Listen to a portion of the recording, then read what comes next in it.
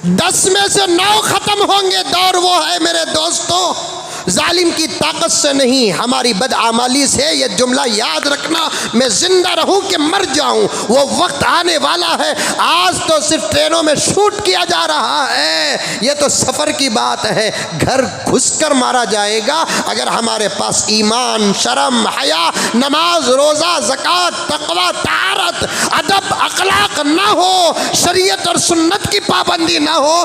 ट्रेनों में, बसों में नहीं, घर घुसकर मारा जाएगा। मुझे माफ कर दे मेरे दोस्तों, ये तकबीर लगाने वाले, नारे लगाने वाले और आवाज पे आवाज लगाने वाले कुछ भी कर नहीं सकते। सिर्फ एक फिल्म देखने की तरह बैठकर देखेंगे, जाने जाती रहेगी, इज्जतें बर्बाद होती रहेगी। या तो उनके साथ मिलकर तालियां मारना पड़ेगा, या नहीं तो अपनी जान की हिफाजत के लिए खामोश बैठना पड़ेगा। अगर नहीं बदलोगे तो वो वक्त आने वाला है। ये मेरा जुमला नहीं, नबी की फरमान का इशारा है।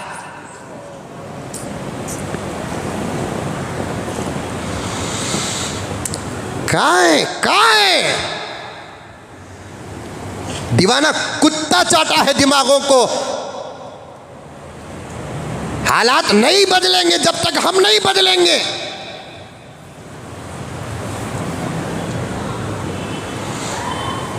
दुश्मन क्या मस्जिदों की तौहीन करता है, आज खुद मुसलमान मस्जिदों की तौहीन करता है। दुश्मन क्या उलमा का मुखालिफ है। आज हमारे पीछे नमाज पढ़ने वाले, मेरे आपके नहीं बोल रहा हूँ, आम बात, हमारे पीछे नमाज पढ़ने वाले दाढ़ी मुंडवे शराबियाँ हराम खोर उलमा के खिलाफ पड़े हुए हैं। किसका रोना रोए, किसका रोना रोए।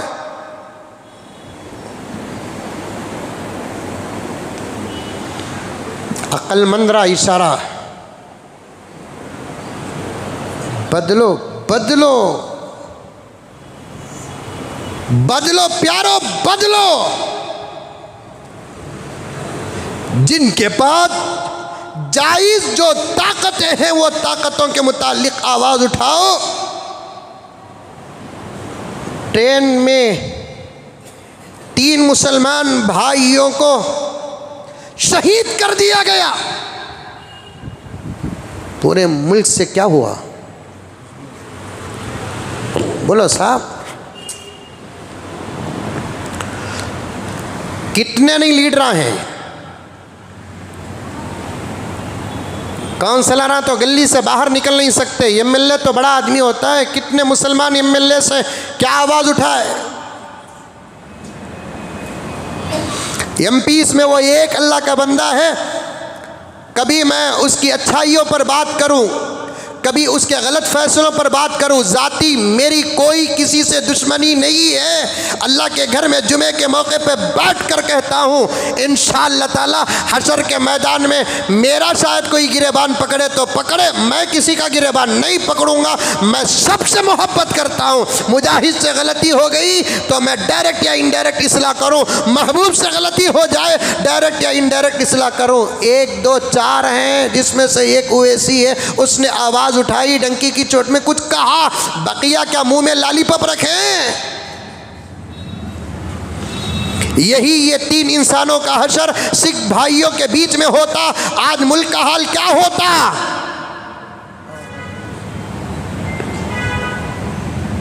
यही 3 भाइयों का हाल अगर दलित भाइयों के बीच में होता। इस मुल्क में मुसलमान भी हैं, हिंदू भी हैं, ईसाई भी हैं, सिख भी हैं, दलित भी हैं, फुला भी है, फुला भी है। हिंदुस्तान का एक चैनल में एक औरत कहती है, भड़काऊ बयान है, तबसरा है, एक हादिसा है, इसलिए कि वो दिमागी तवाजुन खो बैठा है। बच्चे जनते वक्त अकल कहाँ से आ जाती है, मारते वक्त अकल चले जाती है। मारना ही था तो गेट में घुसने के बाद जो नज़र आता मार देते, तो उसकी अक्लमंदी और उसकी बेवकूफ़ी को हम भी तस्लीम करते।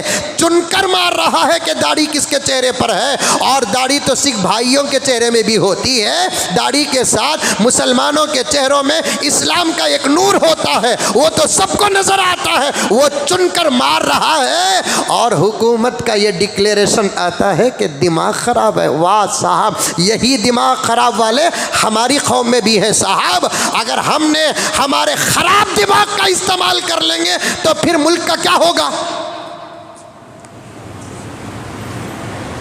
बात सही है गलत है? पागल होना किसी मजहब की अलामत तो नहीं है ना।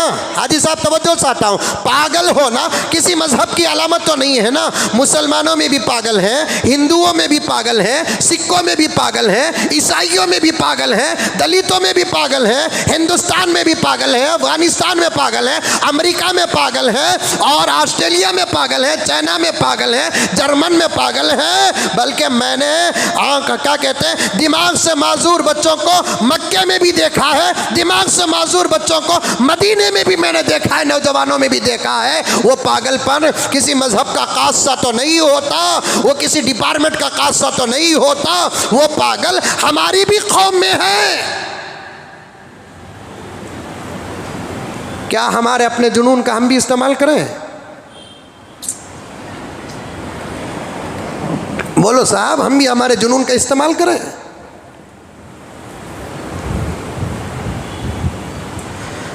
फिर उस पागल को कहो कि माँ को बीवी समझकर बिस्तर पे सुला ले। पागल है ना साहब? लेकिन मुल्क के अंदर मुसलमान बेयारो मददगार है।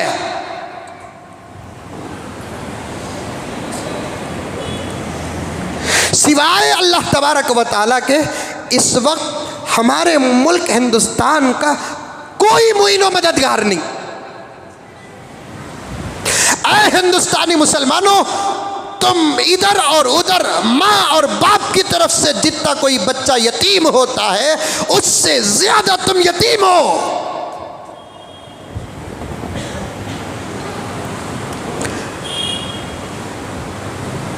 कान पकड़ता हूं, मेरे जुमले को मुझे माफ कर दो, मांग लो मेरे हाथ से इस्तीफा, मैं दे दूं।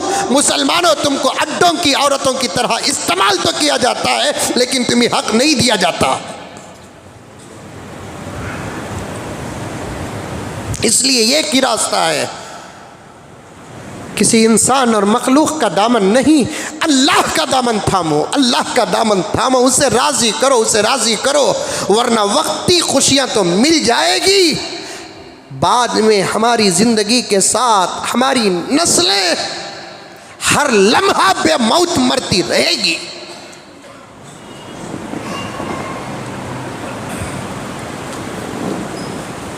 हर लम्हा बेमौत मरती रहेगी। कोई नहीं है हमारा सिर्फ हमारा अल्लाह है, हमारा नबी है, बस। कोई तुम्हारी हिफाजत नहीं करेगा, नहीं। हमने हमारे बड़ों से खोखले नारे सुने हैं, मेरी ताकत की ये इंतहा है मेरे दोस्तों, मैं मजलूम हूँ, मैं मजबूर हूँ, मैं सिर्फ आवाज़ लगा सकता हूँ, मेरी अपनी ताकत की ये मेरी इंतहा है, इससे आगे मेरे पास कोई रास्ता नहीं है। मैं किसी तंजीम का सदर नहीं हूँ, मैं किसी तहरीक का जनरल सेक्रेटरी नहीं हूँ, किसी भी इदारे का मैं कोई ज़िम्मेदार नहीं हूँ, मैं इस मस्जिद का एक खादिम हूँ, मिंबर और मेहराब की खिदमत करने का मुझे एक मौका मिला है, बस इतनी ही मेरी ताकत है। मैं अपनी ताकत को इस्तेमाल कर रहा हूँ, मैं पलट कर नहीं देखता कि मेरी इस तकरीर के बाद मेरी बीवी का क्या होगा, मेरी इस तकरीर के बाद मेरे बच्चों का क्या होगा। कसम अल्लाह की, मेरे कसम पर भरोसा रखो, अल्लाह मुझे ईमान की मौत अता फरमाए, कहते वक्त मैं पलट कर मेरे घर को नहीं देखता। लेकिन अब कोई नहीं है मेरे दोस्तों, सब अपने अपने कमरों में, अपने अपने इदारों में, एसीओं के कमरों में और एसीओं की कुर्सियों में और एसीओं के कारों में बैठ कर तो कह सकते हैं, लेकिन उम्मत का दर्द लेकर रोड में नहीं, कोई नहीं आएगा, कोई नहीं आएगा। तुम्हारा दर्द लेकर बाहर कोई नहीं निकलेगा प्यारो, कोई नहीं है तुम्हारा। सब अपनी अपनी बड़ी बड़ी और दौलतों से मजबूत कुर्सियों पे जमे हुए हैं और छोटे छोटे चैनलों के माइक के सामने तो कुछ कह सकते हैं, और इनका कहना कौम को तो तसल्ली दे सकता है, लेकिन अल्लाह को राज़ी नहीं कर सकता।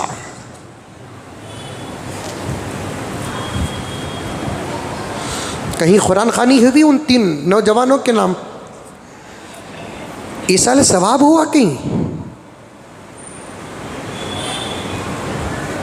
अपनी मौत कोई मरता है तो मस्जिदों में लेटरें चल जाते हैं, फला साहब का इंतकाल हुआ, दुआए मगफिरत। आज भी तो ऐलान होना था पूरे हिंदुस्तान में उन 3 शहीदों के हक़ में दुआए मगफिरत हो, और जो पुलिस वाला शहीद हुआ है उसके लिए खिराज अक़ीदत हो सकता था? नहीं हो सकता था। मैं चाहूँ तो नाम ले सकता हूँ, मेरे ईमान को तो कोई बिगाड़ नहीं सकता, मेरी जान को कोई नुकसान पहुँचा सकता है, डोंट केयर, मुझे कोई परवाह नहीं है। लेटर नहीं जा सकते थे उन शहीदों के ईसाल सवाब के लिए, दुआए मगफिरत के लिए? मजम्मती बयानात तो आ सकते थे। मुसलमान का खून आज पागल कुत्ता रास्ते में किसी गाड़ी के टायर पे आके मर जाता है, उसके खून की जो अहमियत नहीं होती, उससे भी गिरी हुई अहमियत से बाहर आज किसी का खून है तो महबूब वो मुसलमान का खून है। और यही वाक़या किसी सच्चे मुसलमान पागल के हाथ से हो जाता तो फिर उसे पागल नहीं कहते, उसे जोड़ देते तंजीमों के साथ, उसे जोड़ देते तहरीकों के साथ, उसे जोड़ देते मुल्कों के साथ। मैं डंके की चोट में कहता हूँ, मोदी साहब उतर जाओ, उतर जाओ, उतर जाओ, तुम्हारे हाथ से ये मुल्क चल नहीं सकता। मैं नहीं कहता कि तुम्हारी कुर्सी पे मैं बैठूंगा, तुम्हारी ही कौम के किसी ऐसे इंसान को बिठाओ जो पूरे मुल्क को अपना घर समझकर चला सके, पूरे मुल्क को अपना घर समझकर चला सके। कोई नहीं, अल्लाह से अपना रिश्ता मजबूत करो, रसूलुल्लाह से अपना रिश्ता मजबूत करो, नमाजों से अपना रिश्ता मजबूत करो। घरों से बाहर जानवरों की तरह बाहर मत निकलो, दुआएं पढ़कर निकलो। दुआएं जमानत है, तुम्हारे जान की हिफाजत की जमानत है। दुआ पढ़कर निकलो। कुरान पर यकीन है तो कुरान पढ़कर निकलो, आयतुल कुर्सी पढ़कर निकलो, सफ़र की दुआ पढ़कर निकलो। अल्लाहुम्मा इन्ना नजअलुका फी नुहूरिहिम व नऊज़ु बिका मिन शुरूरिहिम पढ़कर निकलो। और यासीन की आयत वजअलना मिन बैनी ऐदीहिम सद्दा इला आखिरिल आया पढ़कर निकलो। सुबह के उठने के फ़ौरन बाद, नमाज से फारिग होने के फ़ौरन बाद दुआए अनस पढ़ो, आयतुल कुर्सी पढ़ो, गुरूब के वक़्त की दुआएं पढ़ो। अऊज़ु बिकलिमातिल्लाहि ताम्माति कुल्लिहा मिन शर्रि मा खलक़ पढ़ो। बिस्मिल्लाहिल्लज़ी ला यज़ुर्रु मअ इस्मिही शैउन फिल अर्ज़ वला फिस समा व हुवस समीउल अलीम। अल्लाहुम्मा इन्ना नस्अलुकल अफ़्व वल आफ़िया ला हौला वला कुव्वता इल्ला बिल्लाह मा शा अल्लाहु कान व लम यशा लम यकुन ला हौला वला कुव्वता इल्ला बिल्लाह ला मलजा वला मनजा इल्ला इलैह। ये ऐसी दुआएं हैं जब तुम पढ़ते हो, कायनात का खालिक तुम्हारी हिफाजत के लिए फरिश्तों को तय कर देता है। पढ़कर निकलो, फिरौन भी तुम्हारा कुछ बिगाड़ नहीं सकता, क्योंकि मेरे नबी की जमानत है इन दुआओं के बारे में, मेरे नबी का वादा है इन दुआओं के बारे में, अल्लाह का वादा है इन दुआओं के बारे में। घरों के अंदर दुआएं पढ़ो, और याद रखो सिर्फ दुआएं से काम नहीं चलेगा, नमाज के बाद दुआ पढ़ो। मौलाना ज़करिया वाला जाही रहमतुल्लाहि अलैह फरमाते हैं कि बेटे नमाज ग़िज़ा है, दुआएं दवा है। दवा असर उस वक्त करेगी जब पहले से ग़िज़ा अंदर हो। अगर आप नाश्ता न करें, सुबह की दवा खाओगे तो फिर वही दवा तुम्हारे लिए इन्फेक्शन हो जाएगा। दोपहर का खाने के बाद डॉक्टर कहता है खाने के बाद ये खाना, रात के खाने के बाद ये खाना। इबादत ग़िज़ा है, दुआएं दवा हैं। पहले ग़िज़ा का एहतमाम करो, साथ में दुआओं का एहतमाम करो। जैसे तबीयत सलामत रहती है वैसे आपका ईमान और आपका जिस्म और आपका घर और आपकी दुकानें सलामत रहेंगी इंशाअल्लाह ताला। हमारी बातें नहीं हैं, ये अल्लाह की बातें हैं, अल्लाह के रसूल की बातें हैं। किसी पर भरोसा मत करो, कोई हुकूमत किसी की नहीं है मेरे दोस्तों। यही हमारे कर्नाटक के अंदर जिस हुकूमत को हमने हमारी मोहब्बतों से वहाँ तक पहुँचाया, सीएम का एक जुमला आया, अब मंजे बोल डालो, जनता दल वाला बोल को बोल डालो, बोल डालो। बोलने क्या साहब, अल्लाह का शुक्र है 32 दांतों के बीच में ज़ुबान है, फिर भी इतना बोल रही नहीं रहती तो अटैक कर डाले ना कांग्रेस को। नहीं बोल सकते थे और कर्नाटक में बोल नहीं सकते थे। जो वाक़या वहाँ हुआ वो वाक़या यहाँ होने का सोचो भी मत। ये अब हमारी सरकार है, सीएम साहब बोल सकते थे कि नहीं बोल सकते थे? अरे मुंडी तो भी हलाओ रे बाबा, तुम्हारी तरफ कैमरा नहीं है, बोल सकते थे कि नहीं बोल सकते थे? डीसीएम बोल सकते थे कि नहीं दे सकते थे? सीएम से ज़्यादा सख्त डीसीएम बोलकर हमने सुना है। एक मरतबा मुलाकात नहीं हुई और शौक़ भी नहीं है। लीडरों से मुलाकात करने का क्या शर्फ होगा? रब्बे काबा की कसम, हमको हमारे अमीर शरीयत के साथ 2 मिनट भी मिल जाते हैं तो पूरी ज़िंदगी का फ़ायदा नज़र आ जाता है हमको। हज़रत बायज़ीद बुस्तामी रहमतुल्लाह अलैह फरमाते हैं, बादशाहों के साथ कुर्सियों में बैठने से ज़्यादा फजीलत उलमा के साथ फटी हुई हसीर में बैठ जाओ। आज अवाम तो अवाम, खवास भी, ख़ास लोग भी लीडरों के साथ रख गए। मेरा ताल्लुक़ उनके साथ है। बाबा जिब्रील के चिच्चा क्यों नो?